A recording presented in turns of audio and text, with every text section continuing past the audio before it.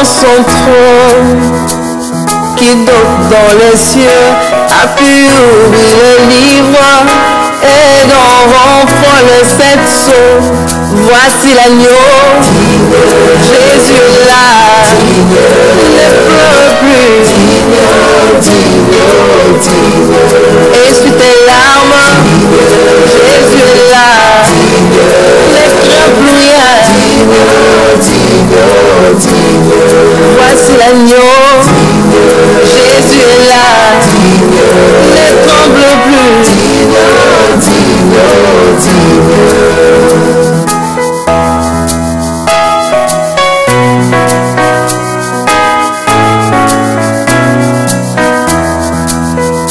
Qui a donné sa vie pour sauver les hommes, qui nous a rachetés par son sang, qui d'autre a porté toutes nos souffrances et s'est chargé de nos douleurs, qui a intercédé pour les coupables et nous a pardonné par son sang, qui par ses meurtrissures nous a guéris, son châtiment nous donne la paix.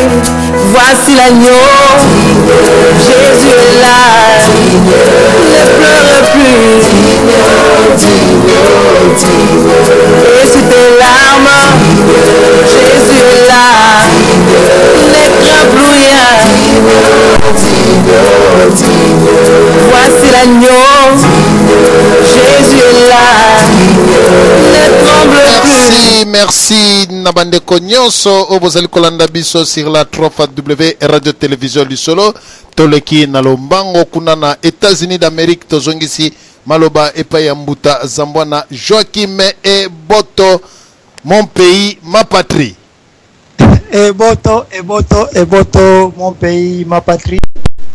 Oyo ezali émission ya mibale nazali kosala par la grâce de Dieu na mbula oya 2012.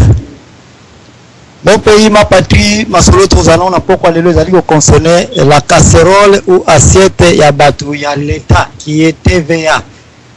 TVA oyo ezali ko benga ma était taxe sur la valeur ajoutée. Ajouter signifie eloko ebakisami na likolo ya taxe oyo existaka déjà ou même ça n'existe pas mais babakisi sous nini taxe na likolo. Pour quel intérêt? Pour des raisons ya kokotisa mbongo na kese ya l'État. Na poko lelo nazali pe kopesa bambote mingi na bandeko bozali na kati na radio Lisolo bozali ja connecté awa namoni papa Ndoshi Zoro Babel ozana ngala kati. Namoni papa Mukulumpa ozana kati, namoni pe petit frère na le grand dépositaire Odon Pambo ozana kati.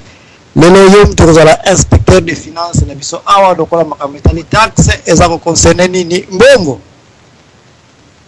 Émission eye parce que eza toyokana ki ete na 2011 na 2012 oyo tokoke na système ya coup sur coup far à far situation nyonso exact leka ya moto tokozala lokola journal, un bon journal pour être comme il faut na page du jour na on a front page ba benga en anglais to la page à liboso rubrique il faut ezala makambo oyo ezali ya moto donc si jeunes oyo ezali ko tungisa biso to likamonyo c'est yele biso na mokili ya Congo ndenge batu balobaka omoni ndo kibelela nde yango to bana kosala na ebandela mbula oyo mokili ya Congo eningani concernant likambo etali TVA soit taxe sur la valeur ajoutée et puis tu vas balancer comment tu expliquer on a lingala mais ba yo kanisa était taxe sur la valeur ajoutée ezali ba mathématique moko très complexe très compliqué qui est c'est vrai pour na bato ba finance fallait bango ba yo la biso ba émission boto na za ko s'attendre ba ya kokota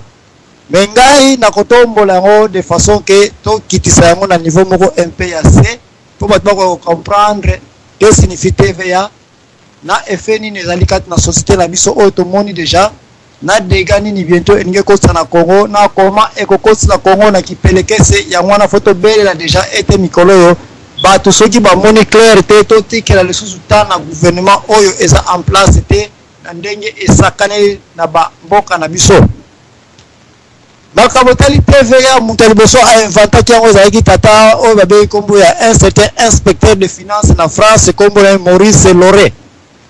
Il a inventé yango.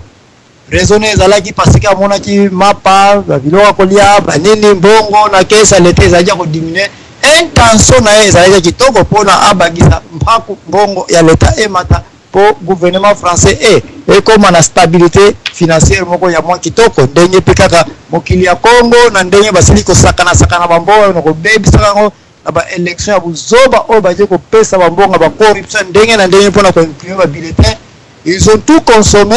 Mbongo oyo bana biso oyo ko mela ba miliki bake ko sakana kana ona ba papier buzoberi pona ba tricherie et aujourd'hui dès le départ en 2012 caisse l'État ezana mbongo moko lisusu te même kutu mbongo ezaki na banque centrale na biso kuna banque du Congo bakimisaki ba mbongo na bango mususu et en cette date to komi na point où OK na banque nationale mbongo ezali te ozonga mbongo ezali te alors bato bakomi ko luka wafe Oba kwa kokotsa mbongo na kese ya leta eba yeko mona ite tika to lancer eloko ya TVA. TVA ba mama se plaindre. Mais TVA tika na pesa bino histoire mukena poto comprendre ngo très bien. Ngai tangwa liboso na mataka na mukili ya mpoto na mukili ya Allemagne. Na mona ka biloko bazako teka na magasin soit to loba ezaida de Deutschmark. Ngape la ke juste na de Deutschmark. Dara ba camarade na era ko me ko kito komi na guichet oh bagisa mbongo oh mbongo ni calculatrice beti un pepe fou ningala mo yima gaso basa ko yiba batu to ina ba camarade na to supe na calculatrice na kata magasin to za ko calculer tomate 5 Deutschmark to tie 5 Deutschmark fromage 1 Deutschmark biloko nyonso calculer penza kaka saka to moni chiffre ngwana 22 Deutschmark to kofuta metant to komi na guichet oh pesa 25 Deutschmark oh to za la kona discussion jusqu'à ce que les Allemands ba ko yebisa biso ete bolongo la keke babiloko po bongo za ngo kokate eza ko pesa biso complication jusqu'à ce que to yeko comprendre système ya Allemagne na Rwanda na vers les années 80 so to kota la mapoto kala to za jama kwa kumpu Neto comprendre que zokane bataka suna likoloni ni tax de yangwana TVA. Mwasi na ngapa kutana na Amerika tango yaka na sikawana na pese mbongo na lakima magasin ngam na zakosa ba chapa sa zaina bleu. Tango yeko mesana yepa kenda na magasin era kosoba biloko yebo ya bime ngana sala ki ba calculatrice na ngabina oh bafuta ka tax na likolo ya biloko oyo nyonso kozako sa nini kosomba. Soit akaya iba Amerika awa précisément na état oyo ezana pemina zinga ya Washington bako bakisaka 5% likolo ya eloko nyonso sombi elingo basoko somba ki lipa ezana $10 10 fois 5 okofuta à peu près $50 soit 50 wana ekeye na nini na caisse ya l'état on suppose que yango wana baza ko benga komani ya TVA. Alors TVA opala mama na biso place eza applicable place qui peleke se ezali la Congo place to passe la poke ezali lokola mama moko boy akeko somba makala na ye et puis makala ngo soit saka ngo eza na 1000 francs congolais ateki yango avec ce qui ba na ville ya Kinshasa o 5% ya taxe ya TVA elingo wote mama oyo automatiquement tant repesa mbongo akosoma na 1000 francs te akosoma na 110,000 na 1100 francs et puis ye wana azusa kene akei parce que ça wana afuta ngo likolo nini ya taxe ya TVA mama oyo asembi sake na ye tant pe aye na cité mama ngo pe ye atera na mipiko Natang akaboli mipiko sur sac na ye soka resi ko bimsa 20 mipiko yepe na tourne azape na permission automatiquement et pesa meli en tant que consommateur ya produit o ya makala asombi yepe fa futi salisusu yo client okoya ko somba parce que ye kuna afutaki nini taxe aurait de 1000 francs afutaki 1100 ape epana yo muto bozongi sela taxe na ye wana elinge bate soki abimisa 20 mipiko mo piko moso na 10 francs obana osoma osiko na 10 francs 50 elingelo ba ete aye a facturer biloko lisusu.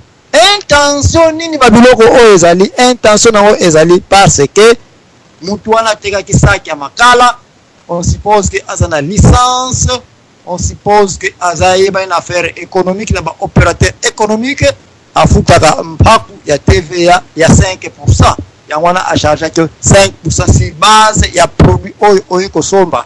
Yo pe la tour na yo na ba mipiku na ona pe okofuta so mutu 5%. Mais question awa seconde to komi awa pour savoir que est-ce que mutu yango afutaki penza 5% ya TVA par base ya produit oyo ateki makala? Réponse ezali clairement que mais peut-être oui, peut-être non. Maintenant qu'on a système na biso ya Congo et fuli nango déjà été ba tête ya ba gouverneur na biso to ba bato baza ko sala ka biloko oyo eza ko senga ba purger yango pe ba modifier yango pe place ne to ko pasula mpoke tango yo ko sopi maloba na yo pour comprendre était est-ce que ba tête ya bato na Congo za ko sala?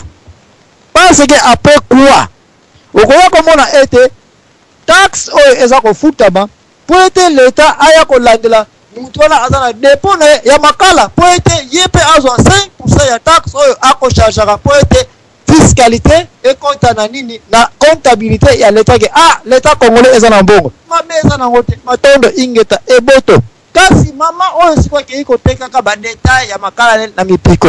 Est-ce que l'état akenda akute pana ko beno ko sera na lisusu taxe ya mpako sino ngana mona kana ba wenzi na biso mutu moko bweka aleka asomba apesa ba timbre et maman yona no futi timbre te papa na na teki ba manga te zera sura sisi ko teka bongo ya ko zwa nini mpako ya wenzi. Wande to komi to yeba ba réalité na biso ya mboka na biso avant to appliquer ka makambo ezaka importer et pas l'inspecteur des finances monsieur Maurice Loré. Est-ce que makambo no sampoto e ko zala ka vraiment applicable na société na biso? Baladi ya makasi gouvernement actuel na Congo ezanango raison makasi ezali pourquoi tu vas sala effort nzambe asunga biso bato na nyonso ko kombo na bango ba tête na bango ezanango ko fonctionner kutu ata mokete. Tozonga na poto place formule oyo ba import la yango place ngana za ko respecter bande ko na siko ko yaka na bokoko baloba ka place bo importa kama na bino bolinga ko kwana baka mindele na banza batongo bakomi ko pesa ka bango ba réseau ya pro ngana za mutelibeso na za ko pesa ba matondo ingeta eboto na ba effort na ba nyonso bande ko ya ba loka bokoko makambo ba nyingisa kibiso bambula nyonso yo. Peut-être j'étais l'unique chrétien na ko kontaka na ba radio na ko poto débattre parce que na sima pe assez kuna na za ko ba vérité ya trop ezala ko bomba mais toza ba tete pour ne pas toujours accepter pe makambo so ba ko yela ka biso poto balance ka pe. Fraude na évasion ya TVA ezali même na poto et comment on a été France qui a pamba ba ko comprendre était mafia et tout autour ya TVA si bien que ba kotsa ka bongo na ba taxe sur la valeur ajoutée mais mafia efundaka de 15 à 50 milliards d'euros. Kaka fraude koma kanga ma fraude o pe koma eza ko yiti fraude solo eza ko lekana système ya TVA oyo système oyo ba kone ba ndi ba kokisa pana ki même pas ya liboso vente sans facture et moi le ete na poto bato oyo ba koteka ka ba biloko na ba sans facture bato wana elingo lo ba ete baza pe ko charger 5%. Nazo par exemple kaya États-Unis à 5%, mais na Porto na France c'est 20%. Na Danemark na Suède bande ko baza kuna ba ko benga biso ba kota na bango ba ko confirmer OK bitezali entre 20 à 25%. Basenga ka boyoke ne ko banda ko tsala ka ba t-shirt na yo na ndako na yo na piraterie na yo qui me t-shirt par exemple, il y a Bob Marley, et puis aux côtés kaka, et puis tu appelles ça aussi, moi aussi je vais charger 20% dans le bolo. Pendant que la CEA coucou, facture ezanamote, uteka ika na frère market na mawenze oza kana mapoko na basamedi, biso nyusu tutoza na poto na bana tustoke na maweza ko somba kama babiloko ezalike mutu. Abayele ne yango ngana kena ko landela sino tinga kutu na lela ba place wana propos babiloko sona na ukundula kuna na ko na mtu soma na magazete yeye msupita na sala kaona na tina container na Congo na le kana ba place ndenge mwana ngai pe msupinda ko tondi ba jouer bana na kena ka pe wana na mi bana na libo vana abote ka babiloko na zandu wana kaka sans facture mais ko yako mona na mona déjà mama na bana nanga azoteka wana on joue bana combien $5 on me paye $5 zela nano tsaka tsaka kaka na taxe ya Maryland. Alléluia. TVA, bisika otukomi. Oui, 15 à 50 milliards de dollars à mafe ya batu bazako vivre na sima ba TVA. Mais alors que l'État paie alia kale musune ba TVA wana te. Mais l'État ayebisi batu bo charge ka TVA. TVA yango ekoti na Congo. Mais nazako ya place na ko yebisa bino ete soki to continue na TVA oyo soki ba mndeko na balabala boko teleme la situation ote parce que to komi na version ya upesi biso carte lobi ko mona biso na balabala. Mende ko na moko sengi maloba awa na banza lelo mpuke obiso nyonso za ko nyatamo ensemble ba o bazana kata singa bokota ba o bazana kati okomelinga lako peso maloba.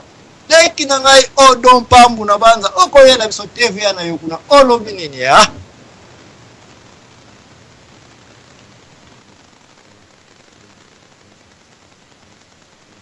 Alors, bonsoir les impresarios. Na pesi mbote.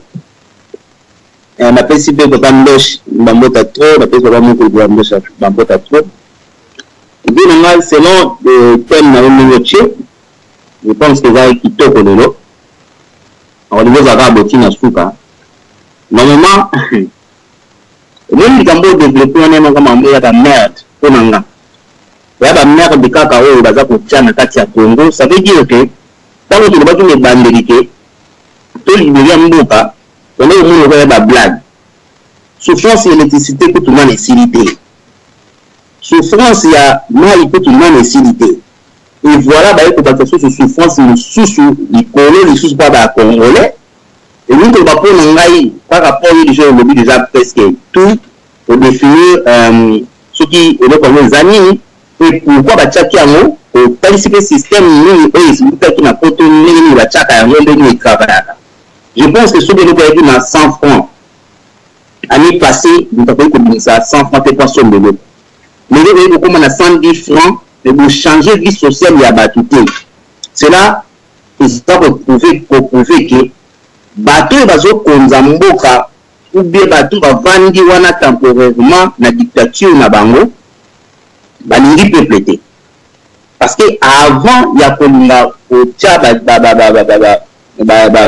système wana il faut normalement comme un service social ya batu oyo ba okende ko somba biloko parce que consommation de ça routine na peuple et donc nous ça la ba achat na ba marché et il faut za na mbongo na maboko comme le peuple na ko kile ko dépenser sans fronter comment beaucoup ba système sous et que souffrir peuple ko biloko ki militolo je pense que batu wana ba na mituti normalement ou so ba na mituti bazana moi et le comment que tu donnes la prise moko parce que quand vous avez na muninga alors bien si le gauche ba boxer avec ta main gauche mais sur la bien si droite il y a rapport ni pas pour ça le mal de ça le système on a pas bazana tinga ya congolais ba ningi pe congolais que ils ont na souffrance ya congolais donc pour ngai na ko ba pour couper pour ils allaient passer tout ça pour vivre mais na aksango congolais oza ko kana tango à comprendre que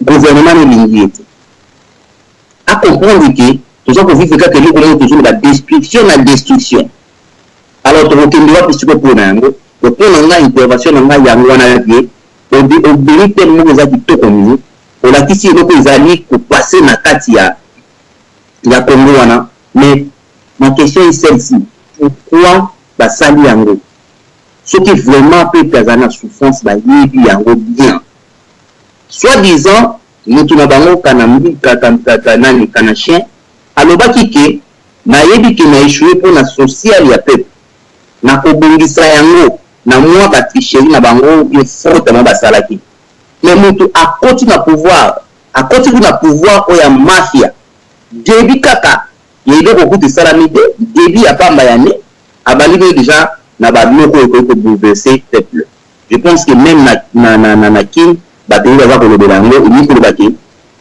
quelque part ngana omona nzambe ayotya bato diki yango moko po balakisa kibozoba na bango mpe mabe na bango na peuple ti peuple a comprendre que na oyo azalaki na kote na bango mois 2-3 kino bato oyo bayika po bafini ebiso tokufa mbala c'est un peu ça intervention nanga vie naza toujours na ligne et boto Merci petit frère nanga odon mapambo makambuti ko loba kuna yango penza toko développer awa yo pesi yaka introduction na ba sujet belé touché mais en agenda nanga tanga na okota na ba détail ya makasi place oya ko mokomona été affaires sociales même en France ba mona ki été TVA en combinaison affaires sociales ezala ko pesa kaka ki pelekese parce que on okuta batu kutu ba bénéfice ka déjà na ba affaires sociales na ba pays oyo ezaleli.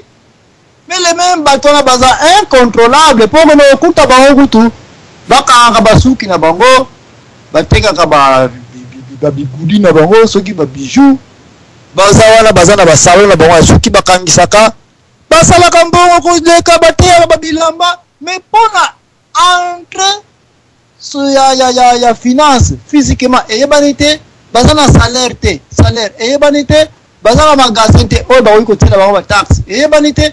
Mais la carte de service na bango basaka na nkuku baya ko affaires sociales et puis baya ka suna ba activité na bango basala ka wana ya basuki ba biloko zo uta na Afrique ko teka na ba tout ceci mais ko yo ka pena ba payer taxes zali voilà il y a la 5% bana zulu. Alléluia. Et comme on a été TVA on a nini ba français ba tsaki TVA na mokili oyo baye ko kimisa 15 à 50 milliards de profits. Donc qu'est-ce qu'on cherche à dire? Ah ouais, que ce qui gouvernement ezawana nasikoyo avec leur tête ya fonctionnement ya bana école primaire, ce qui on continue ko landaka ko salaka ba makambo o samba za ba expert ya wana tuza ko mona baza ko zulaka ba kiti oyo kaka par tricherie. Ils ne font même pas un sondage, baza pe ko sala ba recherche moko te ndenge odo auti ko bango. Ils viennent là seulement pour déranger la société. Puisque ba mususu baza koteka tina ba internet nini yango baza kosalaka na kati ya internet wana bakoteka ba DVD bakoteka ba produit na bango na ba website na bango mais bataka ba tax na likolo est-ce que ba tax ngoyo na France na koteka ba DVD ba musique no ya soki kofi olomide wana est-ce que France kuto yiko za koteka ba biloko kwa yako charger TVA peut-être un Congolais pour ne même pas savoir que biso ko tozana na technologie te tozana na production te bongo ba ko lobana mama na ngai oye ko so makala na yi banda lelo yo peut charger à 5%. Est-ce que ba Congolais ko basala ka provision puisqu'on comprend que mutu oye akoyi ko ngata na Congo na somba sac ya loso na sombi sac peut-être ya fufu na sombi sac ya makala. Ça c'est une provision et l'union va être na ko futa taxe ndenge ba lingela ngo ça va problème ça dit na ko futa TVA mais si ko soki mama na ngai na tawo na miki saki fufu na akomi ko teka siko ba kopo wana o lingi mama wana aya ko shayo su mwana wa ngake na classe bo so na mwa poto na amela na mwa kopo ya sakombi wana donc ça sous taxe na likolo ça c'est ajouter encore la gravité des choses. Donc TVA o ya Congo eza eloko moko d'urgence peuple faut batele melango pour dire que ceux qui bolingi ko bakisa mbongo ba recette fiscale na bino po ete bo matsa économie o ebosili ko kwesa siko bo monete kota na obeta ba chobo eza suti bo kota bino ba crédit sinon que toza ko ya le Congo n'a même pas besoin d'un crédit. Congo eza pe na besoin que na ko senga ka ba mbongo par-ci par-là te po ete eko progresser non awa Congo il faut ba na ko produire yé moko po ata pe taxe likole ba production na yé. Mais la production okoya komona était il faut tout ça là attention la première datation il faut tout ça là pays nyonso et exportaka et futaka nango TVA te soki ba Chine batini no ba radio na bango ils n'ont rien à voir na TVA na bino mais c'est le pays importateur monte futaka taxe ya TVA qui na ka oya Congo produisaka nango te biso tokendaka na matadi kozwaka ba compter zo utaka na pote biso totina na so eloko moko te. Et nous, quand nous chargeons la TVA, ils ont en sorte de colonisation économique autre c'est un pays à Congo. Parce que les Congolais sont biloko na magasin chinois, magasin libanais na Kinshasa, atelo taxe na ba savon na somba na ba produit wana na ko somba. Ta wana cité yo teka yo pe ba susu taxe ni susu. Donc tout ça ko bomana ka siko to balingi to bomana na kin biso na biso sur base ba produit importé. Pendant que biso na kata Congo to ko produire. Ba pays développé so baza ko sala a ba per capita na production na bango qu'est-ce qu'il faut? Ya mwana baza ko dité ko tsana ka ba taxe oya TVA, taxe il y a ajouté dans les colonnes. Mais nous, quand nous ne produisons même pas, comment est-ce que Bolingi, Mama, Nabiso, Bakwa, Biloko, Yaboye? C'est actuellement une sorte de négligence actuellement ezali sota mbongo bozoba baliba kosa na Congo. Mais tika na pesa bino un peu développement muke awa po no na po boyeba. Pourquoi danger oyo loi oyo ya TVA depuis ba kosa yango na 2003 na gouvernement oyo ezali en place voilà quel genre de bouzoberi oyo ba konti baliba kosa na application awa. Okoya komona te parmi ba liste ya ba produit oyo ya Congo oyo biso même Congo tokoye ko sala mbongo si base ya fiscalité ya ba taxes so ezalaka contrôlable ba produit muso za kati ya Congo ba eko exempté yango ba les produits sont exemptés d'inspection comme inspection zo yango inspection signifie vérifier eloko soki eza na ba norme ekoka na ndenge ekoyiko zala ba lobi exempté eloko ya de ces produits na Congo ba marchandise wana bazan a besoin de ça inspection entre autres babi or et pierres précieuses ba diamant ba ni tout ça donc na Congo tambola na yona ba produit ya boye tango na mutu été bazan a besoin ya inspection na ngote et quand on ne permet pas l'inspection de ba produit moko boye et ba ke produit ngo ezana libre de circulation et quand un produit n'est pas quantifié et liko ba été na moni mutazana maloba kuna. Ok, ndeko despo komelanga soki mutaza na ligne kuna akoti eke na monete et produit soki eza quantifié te au salaire pe inspection te produit wana pe moyo ti lango taxe na likolo ezali te donc na Congo na liste na bona mona or et pierres précieuses eza exempté na ba inspection ta la place danger ezali ba objet d'art pétrole brut et produits raffinés ba animaux vivants ba armes et munitions ndio ba na Congo tambo na ba armes tambo na ba munitions. Et ça, on a sujet à inspection, ce sont des produits qui n'ont pas droit à l'inspection. Quand on n'a pas l'inspection, ils ont quantifié, ils ont quantifié, on peut aussi la taxe. Alors, comment Mboka ya boye elingi et ça la mbongo? Comment Mboka ya boye elingi na gouvernement na caisse à fiscalité na budget et finance, mbongo et moi na caisse à impôt ya l'État, na tango ba produit boye ça déjà exempté na inspection. De vieux métaux. Et nous va être ba métaux ba mitraille kala n'est-ce que ba platinum on okuta on kana ba kare kala mingi na place ya convertisseur on ya tuyau d'échappement au bouc ya on a 4 on okuta ba métaux ya kala ezala ka wana ba platinum na mikolo kende ko sala information luka information na internet c'est de l'or blanc c'est plus même que de l'or ce qui or est en valeur à 500 par carat $500 par carat platinum cause à 600 700. Et il y a la Congo que tous ces vieux métaux, ils ont un sujet exempté, ils ont exempté l'inspection. Mais quand il n'y a pas l'inspection, c'est qu'il n'y a pas aussi la taxe là-dessus. Des journaux, des périodiques, des marchandises réimportées, je ne sais pas qu'est-ce qu'il voulait dire par là. Bah, on sont la taxe.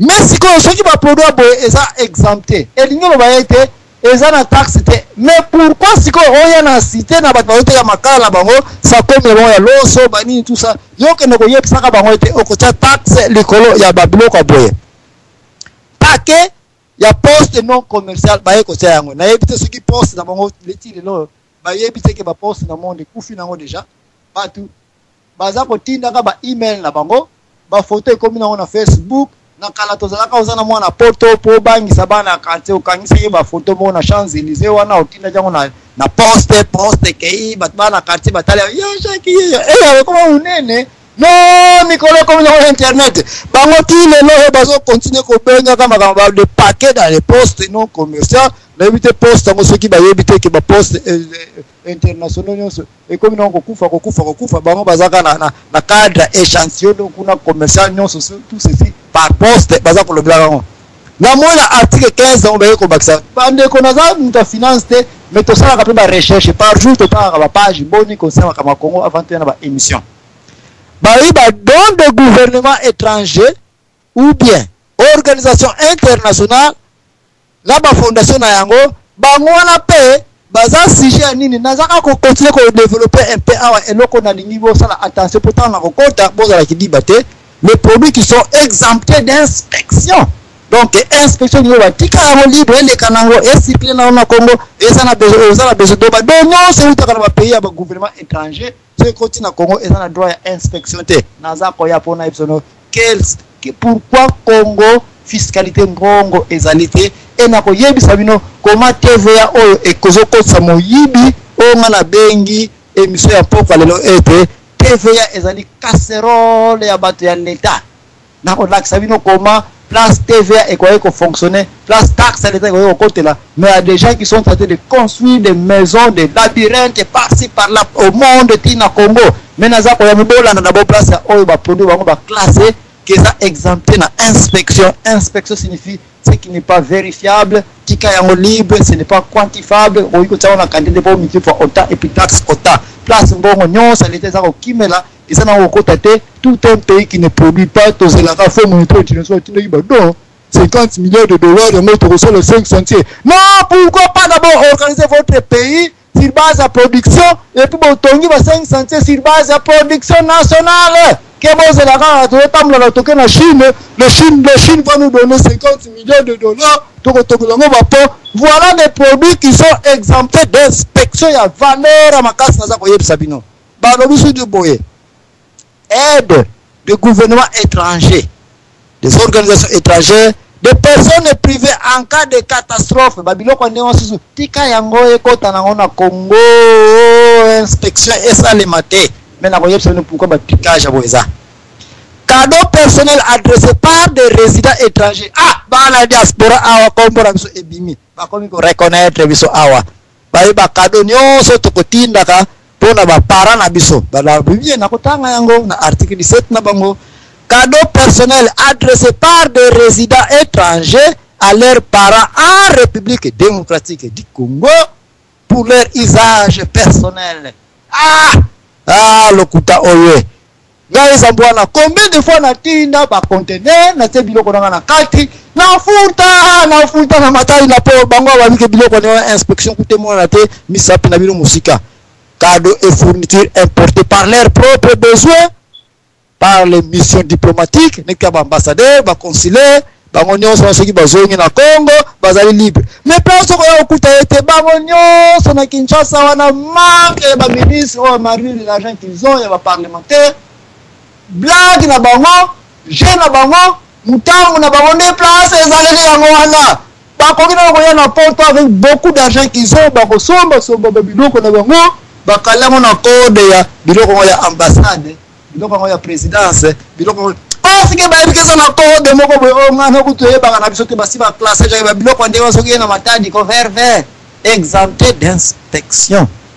Babati sous awa marchandises acquises à l'aide des dons. Bah église non, ça va passer non, ça va ça na Congo. Fonds externes et prêts. Donc non oyo bah yaka na mona Congo. Inspection te eleka na yango gratuitement parce que ezali ba don ba uti kozwa kuna eza pona koya kosunga ba famille na biso baninga biso mais koya kokuta na kati ba biloko commercial ezali na ba libanais ba chinois ba kota na game na ba blague bo yeba na en général so na ye akoyebisa yo que taxe TVA pour futa te parce que eza classifié comme ba marchandises acquises à l'aide des dons. Voilà lelo ba komi na kipelekese ya koma mbongo na fiscalité eza kokota te ekomi maman na teka makala il faut futa taxe, il faut futa TVA. Sardine on za koteka il faut futa TVA. Faut ça pour futa TVA. O nyos eza kofunda ete zwa ba gouvernement nyos net par exemple Angola kaka ona sa koyebisa j'ai déjà un frère avant na Angola na teenager conteneur ba produit nyos oyo qui était pour na Congo eza exempté na inspection. Donc inspection compta la te ko simba te tika yango eke nango gratuitement. Batnet Angola il travaille avec ba organisation ba béaneka ba bivac. Ba bivac bazawana à partir courte déjà États-Unis, France, wapi. Déjà que né inspecteur akoya wana atali classe ya chaque produit za kotsana quantité nango awa ba lobi komba inspection. Et puis bah ça le liste bazu yango batini en part telex mikolo ba fax ba nini tout ça internet et kiti l'Angola à partir de l'Angola tableau la fiscalité na ba revoir classe à chaque produit ba douane biloko ba yebi on a compté en détail était $15,000 mbongo faut à partir à awa ou bien pour directement la banque. Voilà comment un pays produit. Voilà comment la taxe est en mais à bivac, parmi les mots bivac, il y a une inspection. biso na Congo na pesi bino liste ya 20 produits na catégorie na yango na ba sous-catégorie. Ce sont des produits exemptés d'inspection. Comment l'Union Congo est Congo na pora matadi? Comment l'Union Congo est Congo en plein Congo? Na tango ba place ezali été taxe, il faut fortement yo l'obligé exempté d'inspection. Donc aussi ma libenga na ngaité. Déplacer à tous ces ministres, au 15 jours, ba fouta taxe na conteneur na bango na matadi, ba classe na simanini, ba biloko oyo. Mais aujourd'hui, pourquoi bon l'État, pourquoi qu'est-ce que ça a bongo? Peut-être qu'il y a taxe, il y a Western Union qui va y avoir beaucoup de diaspora qui n'a pas bon trop. Ah, le Western Union sur station, faut foutre TVA, faut foutre TVA. De Babiloko, on a comment on a été et commis premier groupe, il y a échec, il y a fiscalité, il y a Congo, TVA national, TVA normal, oh il y a inspection, bah produit eza belé na Congo l'État oyo evandi wana ekipaka na yango ba taxe te. Voilà pourquoi banque nationale eza na mbongo te. So kuti mbongo na banque nationale ezali crédit bazwaki wapi na Fonds monétaire international na banque mondiale, l'argent gratuit mbongo ba misango ko lokota mbongo zanga ko ya pasi ba génération ko ya ba ko futa biso to kupola biso. Les taxes exactes, les basuki, les communes TVA na makala. TVA makaya buna na to soma kibola bola utina kisangani. Bandakana ngaya ko tena nga taxe. Mais tika tokota na place ezali siko pote ba.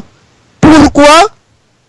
Mbongo oyo basi ba déjà ba taxe, oyo to yebi fe ko tsaka ba taxe na kata l'État. Bazako kipango te bazako na kaka taxe ya mama na watia ka mikate na yena kwa wana ya liboso to moni scenario ya taxe ya TVA wap a partir kaka ya aéroport Njili biso to kena kuna tezo kana ko yebi so tezo na $50 te oko le kana aéroport Njili te TVA ya mwana metika na yebi so ete première mafia ezoleka na Congo, ce qui est très étrange que mutunyo so suja ko yiko tele ma passer révolution na constitution na permissible 2012 octobre dans la série de révolutions ya général était que to tele na balabala wana ke zongi so na Rwanda non photos na ba cible na ba place bien déterminée na ba conditions bien précises na place exactement porta ezaleli TVA taxe aéroport tout le monde qui yango place ma beza na ngote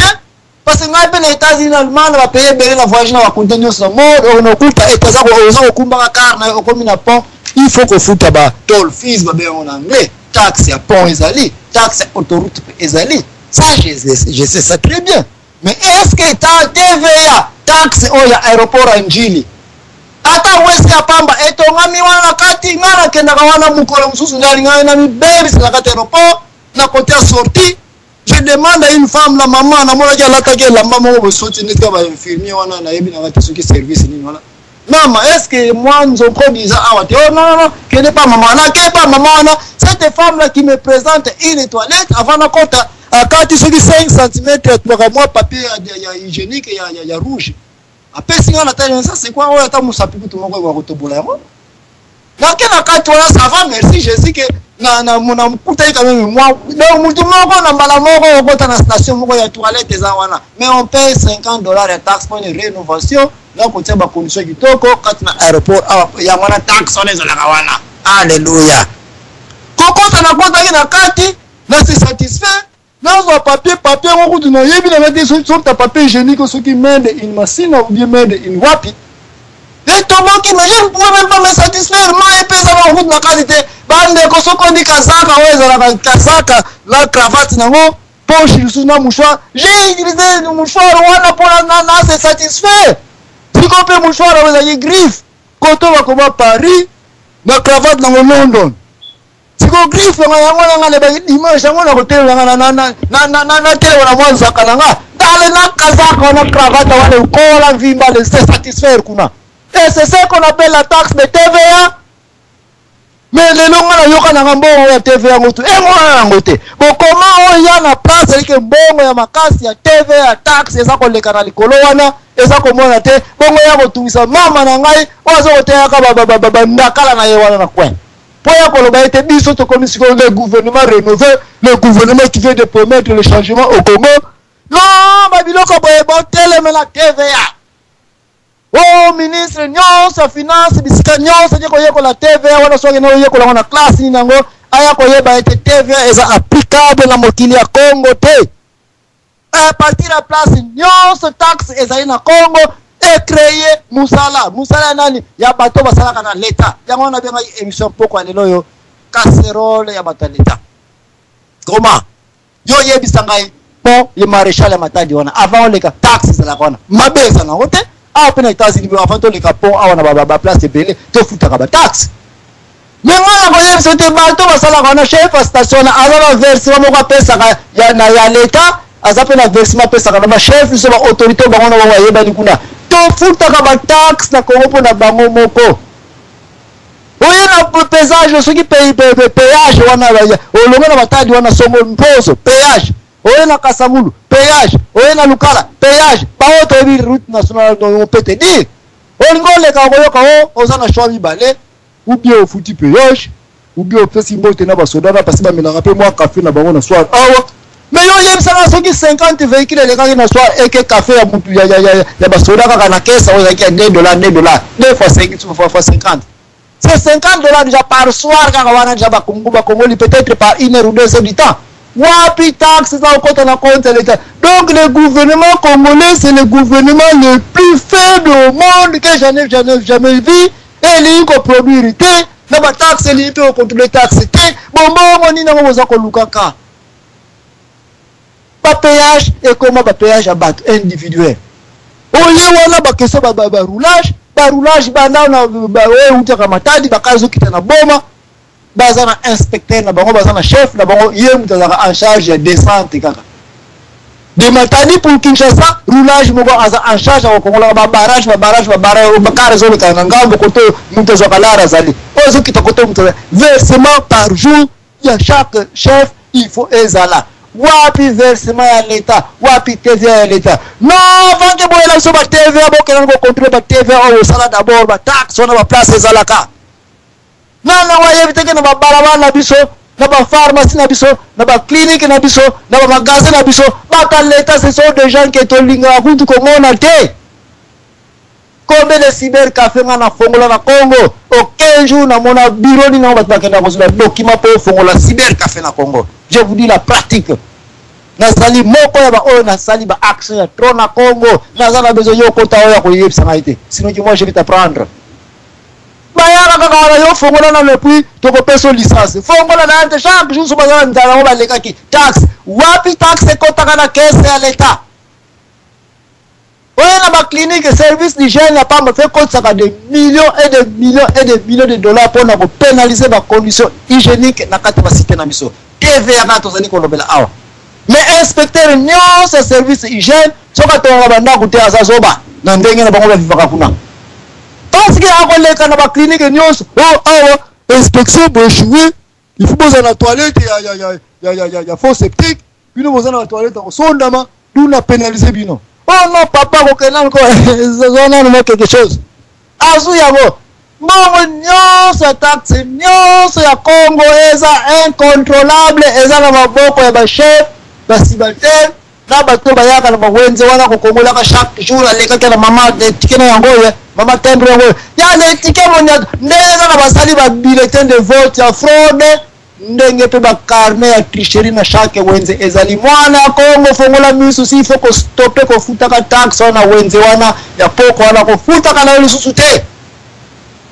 Mona bango carnet ba reba ba collection ba TVA na bango oyo carnet yango ya bango moko ya chef yebo kwa tsali ja signature na ye awazana 1000 étiquettes c'est 1000 étiquettes yebaka e kopesa biso kombi comptabilité ya makasi mais l'État yemoko ni comptable moko azawana te ni $1 moko ekotaka nango te et on cherche à développer ce pays pour dire que biso batuko tozo saka ba TVA sikoyo biso basiko to bona rechercher ba taxe. Vous ne pouvez pas développer ce pays de manière wana ya salité ya sodomisation ou ya ba taxe ou bosa ko contrôler te. Angola biva ki pamba na ba conteneur na ye. Mutu moko kotaka na port ya Luanda lobito ya Bengela azalité. parce que au fout déjà taxe avant que tout conteneur et comme en Angola. Bon, on comptabilise na compte l'État, ils allaient comptabiliser la fiscalité. Est-ce que Bango Bazali va Angelou? Mais ce sont des gens qui vont prendre ma mathématiques, ma finance, ma douane, n'a pas n'abisso. Combien de douaniers na yewi bazan Angola? Ce sont des bana à Congo. Pourquoi na matad ils ont échoué? Pourquoi na Boma ils ont échoué? Pétrole Angola za benda fiscalité na maison utawapi place na bazo on a T4 na T5 et ça on a les eaux internationales entre Boma entre Mwanda na Banana na Kabinda. Et pourquoi nous sommes incapables de relaguer sa fiscalité, il y a production, il y a pétrole entre la plateforme nyonso na mai wana ngana ibaka ki Bermuda ki Largo et ça exploiter place dans les eaux internationales mais par satellite à partir des États-Unis je peux te dire que batio pipeline et que ndaka sea mabele horizontalement et landaka océan ti ba ko tobola drilling na bao na mabele ya Congo babenda ka pétrole kuna ikeiba soviétique ba ngole tout le monde tire le pétrole à partir du Congo na wako surveiller biloko oyo personne. Et c'est ça le gouvernement qu'on est en train de faire confiance. Qu'on peut savoir sous le temps. Il y a 5 ans, il y a 10 ans, il y a 15 ans. Ils sont en train de faire non, TVA, il faut mutakaliser yango. TVA, il va un compte à balle, TVA, il y a pour Matadi, il va salir. Wapi, Babiloko, il y a compte à Bana Bango, Babikonsi, Baya, Bimisa, sans taxe. L'aéroport en Gili, bon, là, ça va bon, par avion, ceux qui avion, 150 passagers, moyenne. Multiplié fois 2 avions par jour, parce que l'avion peut quitter en aéroport, l'avion qui moi, je peux vous dire que on a des pistes pour avion. Tous au moins, 2 avions, 300. 300 fois 50, ça vous fait déjà combien de $1000 par jour? Il y a 2 avions, on va compter ça. Multiplié fois 7 jours par semaine. Wapi mbongo yango, wapi wese boto, ngai. Cravate n'a étika à l'aéroport en Gili parce que je n'avais même pas papier où négocier soulager na katato. Et avant la binogout na bossa na ko yebsa bino. Maman wazo papa biso pa moi nzala. Nzala. Qu'est-ce que tu veux dire? Mais na compte ça que na toilette. Toilette on va la compte faut compte sangai. Na bimi, je dois aussi faire quelque chose. Na taille na poche, je n'avais que des notes de $20. Non, moi na diaspora. Jour auquel na Congo na yeba kité pourquoi avion za pembeni ya ko atterrir na Kinshasa.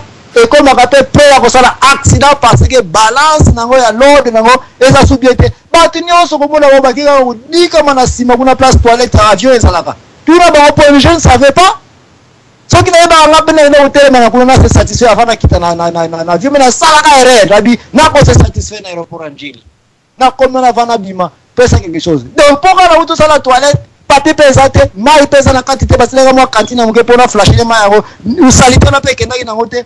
Je dois payer combien de la poche? Je n'ai que de $20. Donc on appelle ça $20 pour un service. Voilà. Na tout ni batouaya qu'on soit même frère. Est-ce que vous avez quelqu'un qui va pousser dans la France et vous payez ça non maman? Rien. Nathalie, grâce que na melagi moi café dans l'Europe, j'avais quelques 5 francs, 65 euros. Na paye 5 euros. Mais c'est très honteux pour nous. On paye la canda pour payer 5 euros. 5 euros on peut na payer ça qui va mo.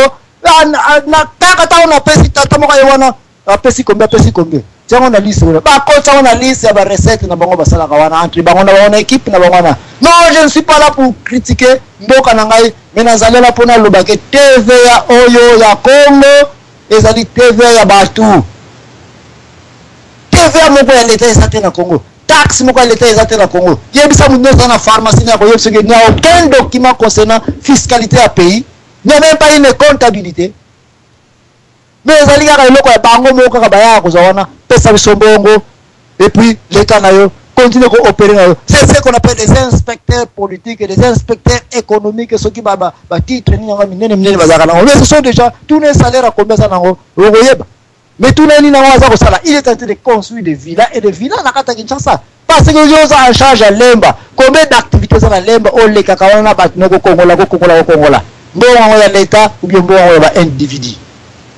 Ce qu'on est incapable de contrôler mbwana yo place pays et document qui a battu qui paiera le prix place ça comme on a été ngai na zanga continuer on de connaître na kata ligne to de connaître lingo kota akokine ko ya ko pesa un plus na ye mais en attendant ngai na zanga pour continuer ko pasola pour vous dire que place ya matata oyo tozali na yango na Congo ndeko nanga odo otiko bango na tango mai nani kuto régler situation ngote na tango courant nani kuto régler situation ngote comment yo olingi oya kotia ba taxe na cité pendant que bonde kondosh na mone na kati awa na personne pe maloba avant continuer concernant courant na mai oyo toza ko ratla ba taxe makasi oyo Congo fait produire ba 400 à 60 millions de dollars par an li koloka ka ya ba makaba taxe ka oyo nde kondosh na personne maloba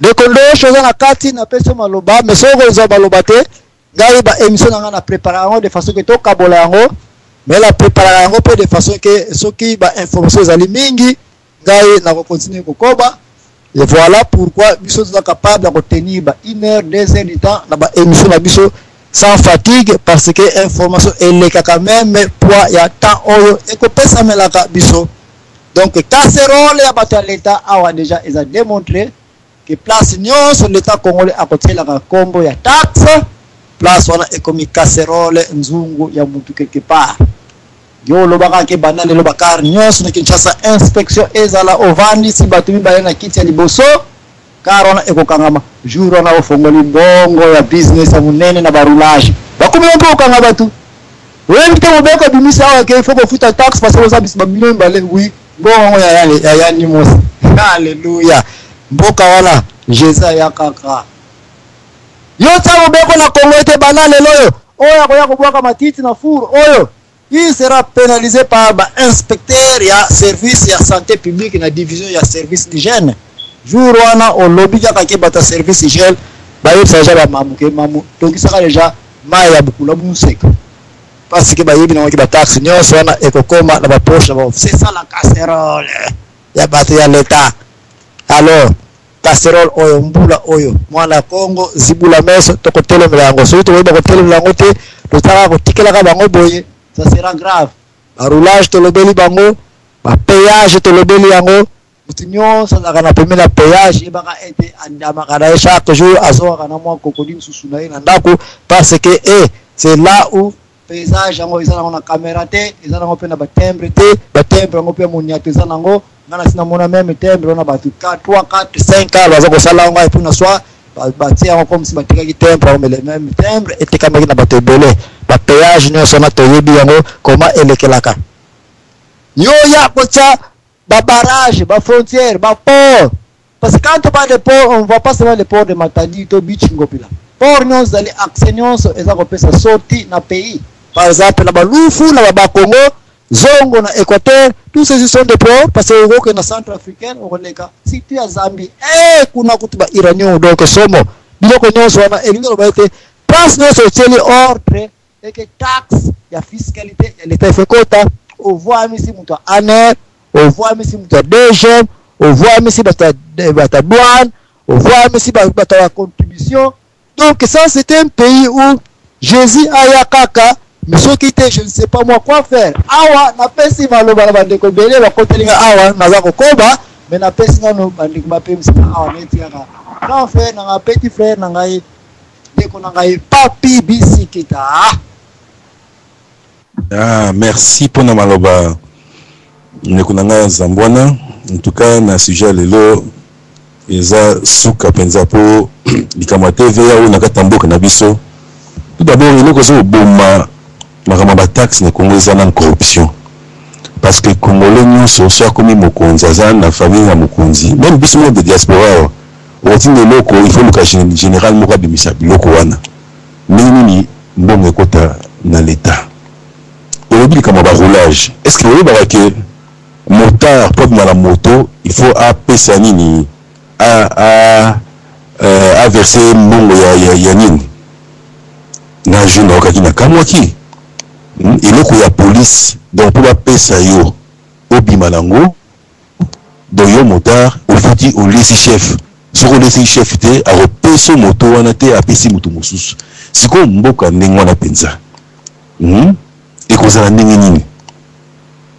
tala na kati ya Matadi ndenge baza kosala soki eloko ya général ya colonel ya ministre ya tel il faut ta douane té ya moto zo baki tant to zo ko forcer ki état de droit il faut ça na mboka wana pona yango yemoko lobi okoti ba toilette aussi cravate nia kitoko etikala na kati ya libulu ya toilette et pourtant vous faites ba 50 euros ba 50 dollars pour bima mais 50 dollars wana ezokende wapi na mapoche ya bato après sikoyo bayela biso makambo bareconstruire Congo na corruption oyo eza kouta wana balibanais oyo baza wana bafutaka taxe moko te na solola na ndeko moko auta Congo apesaki nini ya députation na ye asolola azali na ministre azalaka ministre économie avant akomi ministre ya PPME abeti lisolo alobi ntango akotisi dossier ki amoni ke